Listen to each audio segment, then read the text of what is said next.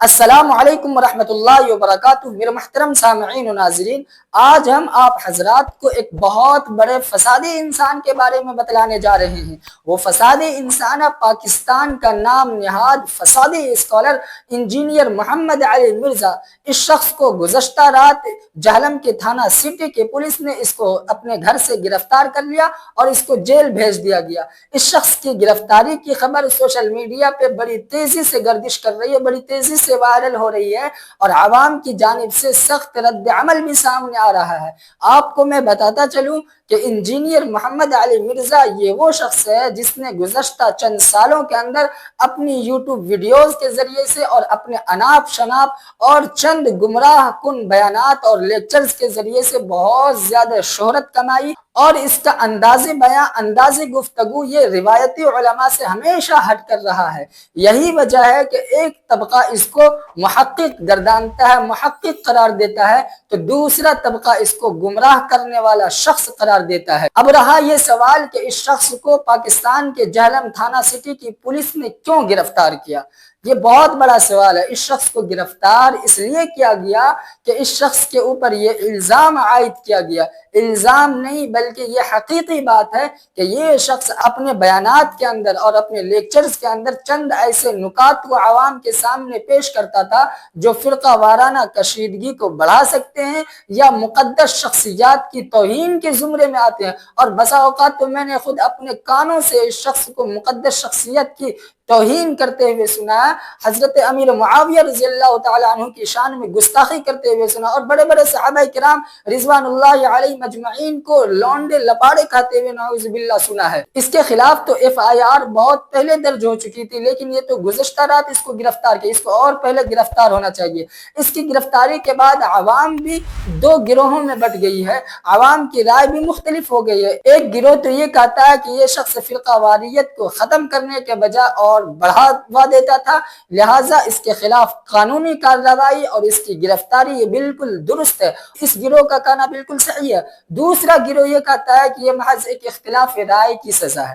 یہ اگر کوئی شخص علمی گفتگو کرتا ہے، علمی سوال اٹھاتا ہے، بکش بکش کی رٹ لگاتے پھرتا ہے، تو گرفتاریاں مسائل کا حل نہیں ہونا چاہیے، ایسے معاملے کو باتوں سے سلجھانا چاہیے۔ دیکھیں پاکستان کے اندر مسلمانوں کی ایک بہت بڑی تعداد ایسی ہے جو علماء اور خطباء سے بہت جلد متاثر ہوتی ہے، تو ظاہر سی بات ہے کہ کسی کی گرفتاری یہ معاشرے کے اندر ایک سماجی مسئلہ تو بنی جائے گی۔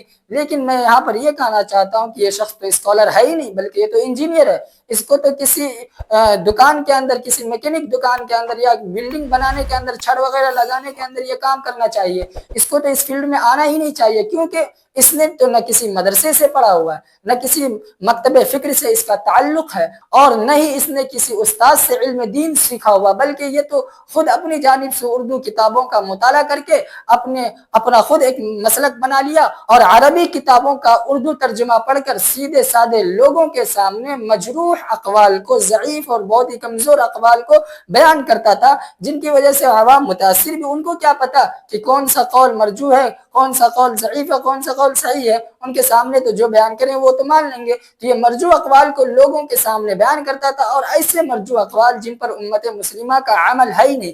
اور یہاں پر سب سے دلچسپ بات یہ ہے کہ اس شخص کا کسی زمانے کے اندر دیوبندی مسلک سے تعلق ہوتا تھا، پھر اس نے دیوبندی مسلک کو چھوڑا، بریلویت کو اختیار کیا، پھر اس نے بریلوی مسلک کو بھی چھوڑا اور شیعہ مسلک کو اختیار کیا، پھر ان تمام مسالک کو چھوڑ کر اس نے خود اپنا نیا مسلک بنا لیا۔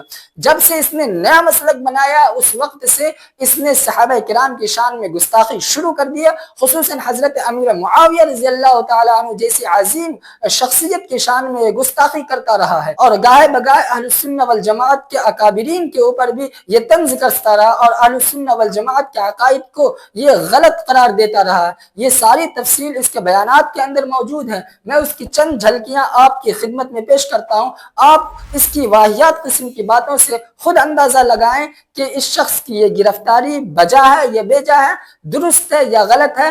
آپ ضرور کومنٹ باکس کے اندر اپنی رائے کا ضرور اظہار کریں، اس کی چند جھلکیاں آپ کی خدمت میں پیش کرتا ہوں۔ آپ نے شاید علماء کے ڈر کی وجہ سے یا شرافت کی وجہ سے کہا ہے کہ بہت کم چیزیں، یہ سارے مدارس میں کام ہوتا ہے، رپورٹ کم ہوتا ہے۔ میرا یہ دعویٰ ہے کہ 100% ایسے ہوتا ہے، 100% مدارس کے اندر یہ کام ہوتا ہے۔ تو یعنی میری تو چھوٹی سی عمر تھی اسکول جانے کی، جب سے میں یعنی مسجد میں مدرسے میں علماء کے ساتھ اٹھنا بیٹھنا رہا، سوال جواب کا سلسلہ رہا، اس کی وجہ سے یعنی کمپیریٹیو اسٹڈی کرنے کے بعد چیزیں سیکھنے کا موقع ملا. مجھے یاد ہے میں اس وقت چوتھی کلاس کا اسٹوڈنٹ تھا، تو ہم سپارہ پڑھنے کے لیے جب مسجد میں جایا کرتے تھے تو ہمارے قاری صاحب نے ایک ہی آیت پورے قرآن کی یاد کی. دیکھیں کہ یہ واقعہ خود بتا رہا ہے کہ جی جو لوگ کہتے تھے نا جی صلح حسن کے بعد ہر چیز سیٹل ڈاؤن ہو گئی تھی، اور یہ سب کچھ صلح حسن کے بعد ہو رہا ہے، کیونکہ مدینے میں آل مروان میں سے گورنر ان کے ماموں کے دور میں بنے ہیں. کیا مرزا دنیا کی کسی کتاب سے یہ بات ثابت کر سکتا ہے کہ حضرت معاویہ رضی اللہ تعالیٰ عنہ کے دور میں آل مروان میں سے کوئی آدمی کسی علاقے کا گورنر بنا ہو؟ اصل میں صحیح مسلم 6229 میں آل مروان کے ایک آدمی کی خباثت کا تذکرہ ہے. مرزا اس کو حضرت معاویہ رضی اللہ تعالیٰ عنہ پر فٹ کرنا چاہتا ہے، اس لیے مرزا نے اتنا بڑا جھوٹ بول. بخاری مسلم میں آتا ہے نبی الاسلام نے حضرت ابو سفیان کو 100 اونٹ گفٹ کر دیے غزوہ حنین کے موقع پر، صفوان کو 100 اونٹ دے دیے. ٹھیک ہے، تو انصاری چند جو لونڈے لپاڑے تھے، نوجوان لڑکے، لونڈے لپاڑے یہ عربی اردو ڈکشنری. حضرت علی نے تحکیم کے مسئلے پہ آخری درجے میں اپنے فوجیوں کو سمجھایا تھا کہ یہ فراڈ کر رہے ہیں جو انہوں نے قرآن نیزوں پہ اٹھائے ہوئے ہیں، یہ مسئلہ کچھ اور ہے، یہ جنگ ہار چکے ہوئے ہیں. لیکن وہ فوجی بات نہیں مان رہے تھے، وہ خارجی ہو گئے. کیا مرزا صحیح سند کے ساتھ یہ بات کسی کتاب سے ثابت کر سکتا ہے؟ امام مالک کا استاد ہے محمد ابن یوسف، جو صحابی رسول صاحب ابن یزید کا بیٹا ہے. ہاں میں یہ کہتا ہوں کہ اس دور میں اگر امام مسلم کا کوئی جانشین دیکھنا ہے تو ہمیں دیکھ لیں. یہ وہ چیزیں جو آپ کے کئی وہ جو بڑے بڑے علماء پڑھ کے فارغ ہوتے ہیں ان کو بھی یہ باتیں نہیں پتا ہوتی ہیں. وہ کہتے ہیں جناب آپ تو پڑھے ہو، اور میں کہنا پائی میرے آئنسٹائن تے نیوٹن کو کسی مدرسے تو پڑھنے کی ضرورت نہیں ہوتی. امام مالک ہمارے پیغمبر کو، اور اس میں میں نے جملہ بولا کہ کرسچنز ہمارے پیغمبر کو نعوذ باللہ دجال سمجھتے ہیں. کہتے ہیں نہیں، میں نے بولا کہیں گے تو ان کے ساتھ کیا ہوگی.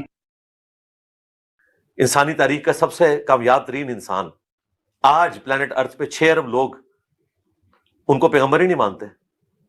2 ارب کرسچنز انہیں دجال کہتے ہیں نعوذ باللہ. 2 ارب کرسچنز انہیں دجال کہتے ہیں نعوذ باللہ. اور اس میں نے جملہ بولا کہ کرسچنز ہمارے پیغمبر کو نعوذ باللہ دجال سمجھتے ہیں. کہتے ہیں نہیں، میں نے بولا کہیں گے تو ان کے ساتھ کیا ہوگی. تو ناظرین کرام، آپ نے اس شخص کی واہیات قسم کی باتوں کو سن لیا. اب آپ کو اندازہ ہو ہی گیا ہوگا کہ یہ شخص کس طرح سے اہل السنہ والجماعت کے عقائد کے اوپر حملہ کرتا تھا اور کس طرح سے یہ صحابہ کرام کی شان میں گستاخی کیا کرتا تھا. اب ذرا کومنٹ باکس کے اندر اپنی رائے کا اظہار کریں کہ اس شخص کی یہ گرفتاری درست ہے یا غلط ہے. آج کے لیے اتنا ہی. اسی طرح کی خبروں اور تجزیوں کے لیے اور دینی معلومات، بیانات اور سیاسی معلومات اور تاریخی معلومات وغیرہ کے لیے ہمارے اس چینل سے جڑے رہیں. السلام علیکم ورحمۃ اللہ وبرکاتہ.